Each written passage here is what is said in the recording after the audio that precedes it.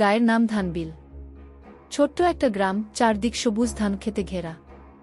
দিনের বেলায় গ্রামের পরিবেশ ছিল একেবারে শান্ত, পাখির ডাক, গরুর ঘণ্টা আর কৃষকদের হাসি মাখা মুখ। কিন্তু রাত নামলেই বদলে যেত সব। এই গ্রামের মাঝখানে একটা পুরনো, পরিত্যক্ত জমিদার বাড়ি ছিল।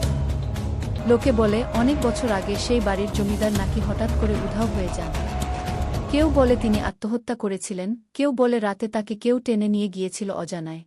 রাত 12টার সময় বাড়ির জানালায় একটা সাদা শাড়ি পরা মেয়েকে দাঁড়িয়ে থাকতে দেখা যায়। কেউ কেউ আবার কান্নার আওয়াজও শুনেছে।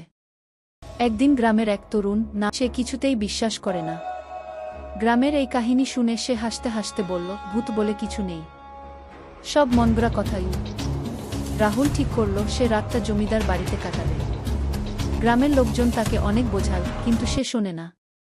একটা টর্চ আর ক্যামেরা নিয়ে রওনা হলো সে সেই রহস্যময় বাড়ির দিকে। রাত তখন প্রায় একটা। বাড়ির ভেতর ঢুকতেই এক অদ্ভুত ঠান্ডা হাওয়া বইল।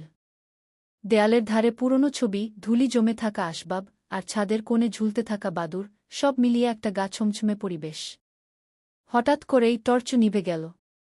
ক্যামেরার ব্যাটারি মৃত। রাহুল ভয় পেয়ে গেল।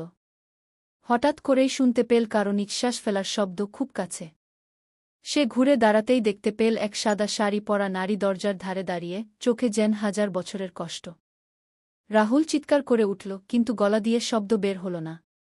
তার পরের মুহূর্তে সব অন্ধকার।